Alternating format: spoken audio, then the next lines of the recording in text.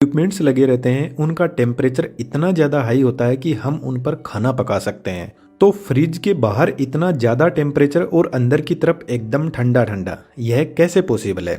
इसके अलावा कई बार जब फ्रिज खराब होता है तो हमारे दिमाग में एक ही बात आती है कि इसकी गैस खत्म हो गई होगी। लेकिन दोस्तों, ऐसा कुछ भी नहीं होता है। इसके पीछे की साइंस इस वीडियो में 3D एनिमेशन की हेल्प से समझते हैं। जो रेफ्रिजरेटर का हार्ट होता है वह कंप्रेसर होता है। यह एक रिसिप्रोकेटिंग टाइप कंप्रेसर है।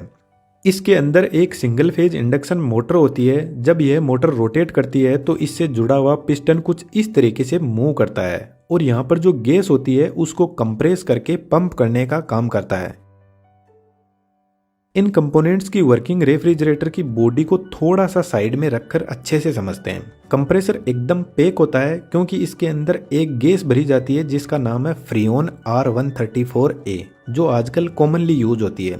और मोटर और कंप्रेसर दोनों मिलकर इस गैस को पंप करने का काम करते हैं। जब कंप्रेसर इस गैस को कंप्रेस करता है तो इसका टेम्परेचर 90 डिग्री सेंटीग्रेड तक इंक्रीज कर देता है और प्रेशर 8 बार तक बढ़ा देता है और इस गैस को हम रेफ्रिजरेंट भी बोलते हैं। अब यह टेम्परेचर और प्रेशर बहुत ज़्यादा है तो इसको हमें डाउन करने की ज़रूरत है। इसलिए इस हाई टेम्परेचर और प्रेशर वाले रेफ्रिजरेंट को कंडेंसर यूनिट के पास में भेजा जाता है, जो रेफ्रिजरेटर के पीछे लगी हुई कुछ ऐसी ट्यूब होती है जो हमें आसानी से दिखाई दे जाती है। और इस ट्यूब से जब हाई टेम्परेचर वाला रेफ्रिजरेंट फ्लो करता है तो बाहर के एनवायरनमेंट से हीट एक्सचेंज करने लग जाता है, क्योंकि कंडेंसर कोयल का टेम्परेचर बहुत ज़्यादा होता है और एनवायरनमेंट का टेम्परेचर बहुत कम, तो रेफ्रिजरेंट धीरे धीरे कूल होने लगता है। कंडेंसर के ऊपर कुछ इस तरीके के सपोर्टिंग वायर लगे रहते हैं जो कंडेंसर को सपोर्ट भी करते हैं और रेफ्रिजरेंट को कूल करने में भी हेल्प करते हैं। क्योंकि यह कंडेंसर ट्यूब से टच रहते हैं तो कंडेंसर ट्यूब का टेम्परेचर कुछ इनमें ट्रांसफर हो जाता है और इन्वायरमेंट से यह हीट को एक्सचेंज करके रेफ्रिजरेंट को ठंडा करने में हेल्प करते हैं। जब रेफ्रिजरेंट इतना लंबा रास्ता तय करके कंडेंसर कोयल से बाहर निकलता है तो इसका टेम्परेचर 45 डिग्री सेंटीग्रेड तक रिड्यूस हो जाता है और जब टेम्परेचर डाउन आता है तो गैस लिक्विड में बदलने लग जाती है। इसको थोड़ा आसानी से समझे तो जब हम पानी को गर्म करते हैं तो वह वेपर में बदल जाता है और जब उनको ठंडा करते हैं तो वापस लिक्विड में बदलने लग जाता है। तो ठीक ऐसा ही इस गैस के साथ में होता है।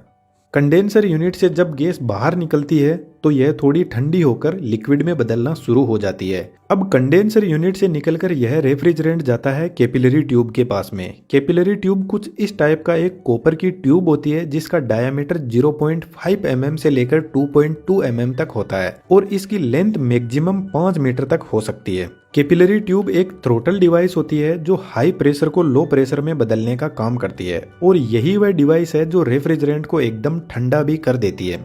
इसको थोड़ा समझने की कोशिश करते हैं। कैपिलरी ट्यूब सिर्फ और सिर्फ एक कॉपर की ट्यूब होती है और इसमें ना कोई इलेक्ट्रिसिटी दी जाती है, ना ही इसमें कोई मूविंग पार्ट होता है। जो प्रेशर ड्रॉप होता है वह इस ट्यूब की लेंथ के डायरेक्ट प्रपोजन में होता है और डायामीटर के इनवर्स प्रपोजन में होता है।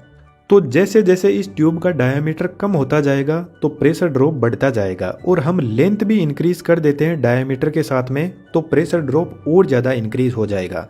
अब प्रेशर ड्रॉप का आपको सिंपल मतलब समझने की जरूरत है। प्रेशर ड्रॉप बढ़ रहा है मतलब प्रेशर का ड्रॉप जो है वह बढ़ता जा रहा है, यानी एक्चुअल में प्रेशर कम हो रहा है।